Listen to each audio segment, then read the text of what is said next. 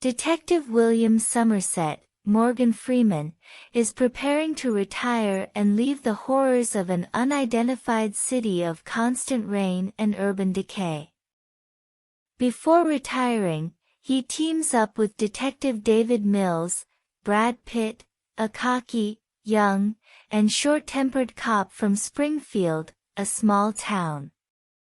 He and Somerset meet at the scene of a homicide that Somerset is looking into.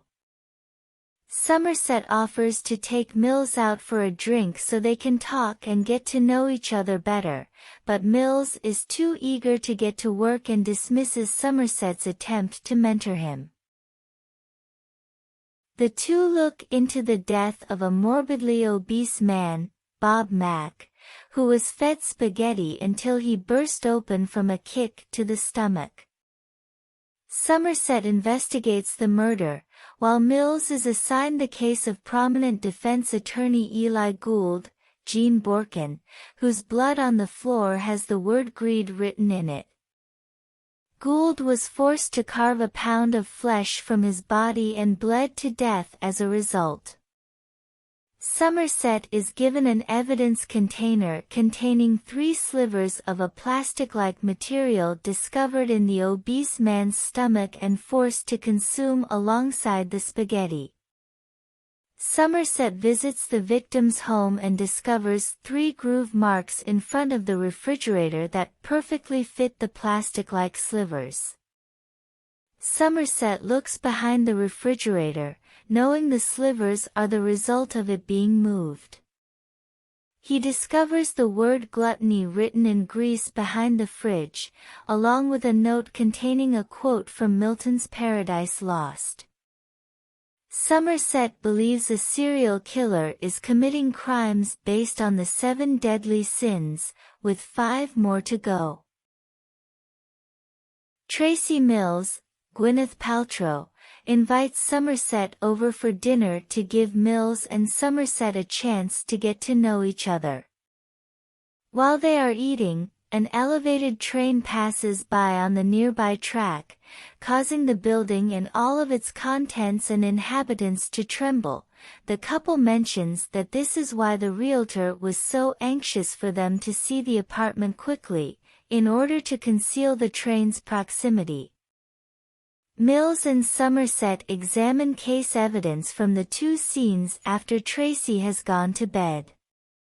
They discover a photograph of Gould's wife with blood around her eyes. The detectives have a distraught Mrs. Gould, Julie Erskog, look at the pictures in a safe house, believing that she is supposed to notice something about the murder scene that no one else would, and she notices an abstract painting that is upside down. Somerset discovers fingerprints outlining the words, "Help me," on the wall behind the painting while brushing powder on it. The prints are traced a day later to a pedophile named Victor, Michael Reed McKay, who escaped conviction for the rape of a minor thanks to the efforts of his lawyer, Eli Gould, the greed victim.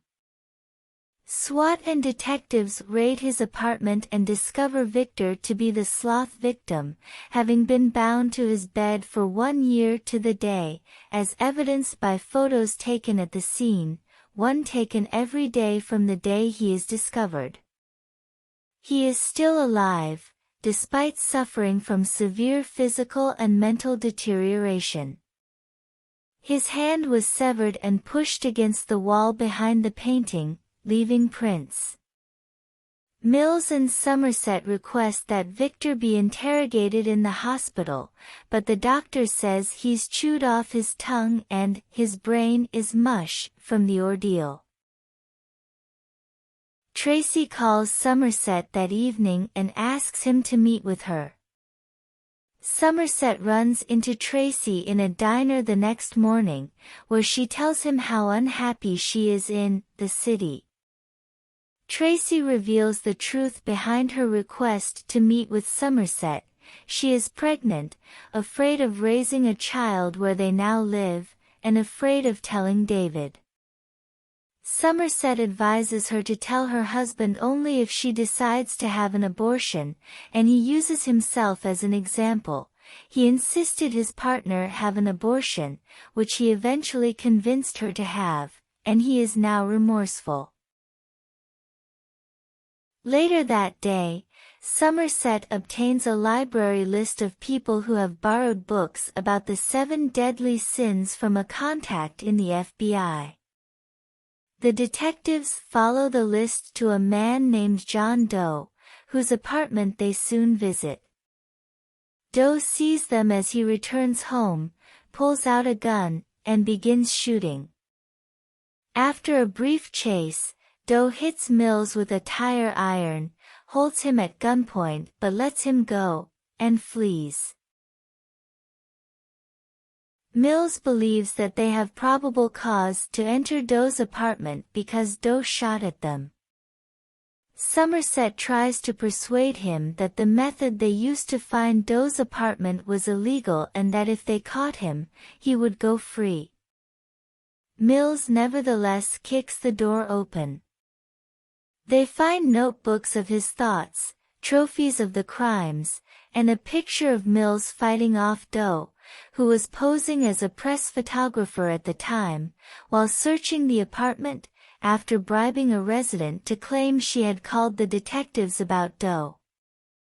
John Doe calls the apartment and thanks the detectives for finding him and apologizes for hitting Mills, telling the young detective that he admires him. He says their actions have caused him to change his plans and hangs up. They also discover a photograph of a young woman, a prostitute, Kat Mueller, who they suspect is the next victim. A receipt leads them to the S&M leather shop, where Doe ordered a sexual device. The girl is discovered dead in a room with the word lust written on the door. A visibly shaken man, Leland Orser, is also discovered in the room, forced by Doe at gunpoint to wear and use the device, a large strap-on dildo with a blade attachment, to rape and kill the girl. The owner of the establishment, Wild Billy, Martin Serene, has no idea about the physical aspect or the briefcase John Doe used, as every customer used to bring special clothes or equipment into the establishment. The following morning, a model, Heidi Shands, is discovered dead with the word pride written on the crime scene. Her nose was severed, to spite her face, and Doe gave her the option of committing suicide with sleeping pills or calling for help and living scarred.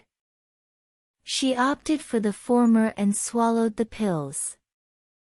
As the detectives return to the police station, John Doe approaches them, his hands bleeding. He shaved the skin off his fingertips to avoid identification, and surrenders.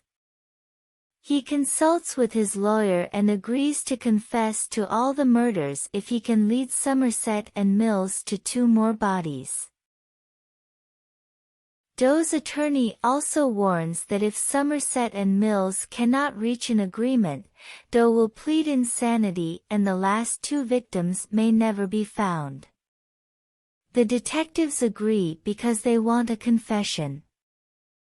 Somerset and Mills have microphones taped to their chests, allowing the rest of the task force to listen in on their conversation with Doe. During the preparation, Mills tries to tell Somerset about a concern he has with Tracy but is unable to do so fully. A police helicopter follows the 3 as they drive to the city's outskirts in a car for security, flown by John Santon and James Deeth.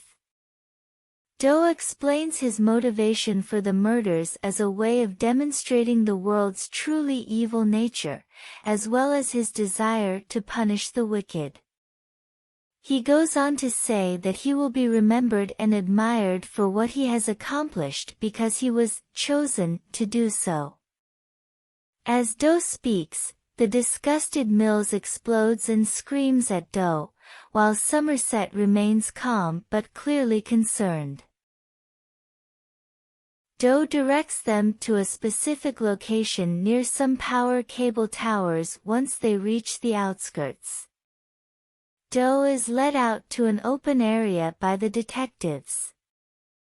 After a few moments, a van appears and Somerset comes to a halt several hundred yards away, leaving Mills to cover Doe.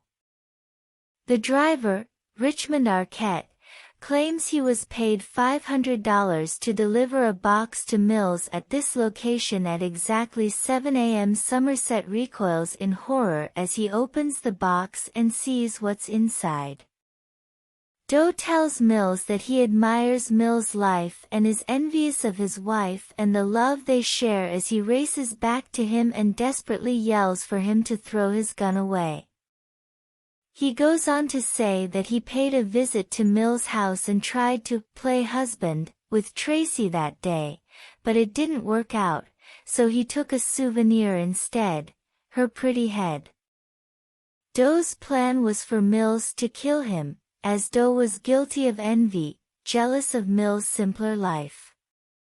He also tells Mills that Tracy is pregnant and begged to be kept alive for the sake of the child. Despite Somerset's pleadings, Mills is so devastated by his wife's death and the knowledge that she was pregnant that he shoots Doe in the head, Doe closing his eyes to accept his punishment. Mills fires 5 more shots at Doe's body.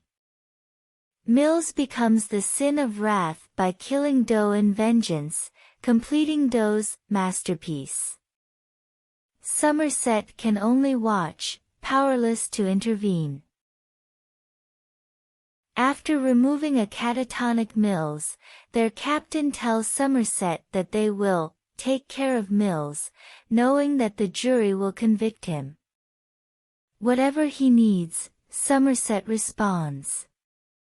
He also informs his captain that he will be around, implying that he will continue to serve on the force. The film concludes with Somerset quoting Ernest Hemingway as the camera pans out from the desert, "The world is a beautiful place, and it is worth fighting for."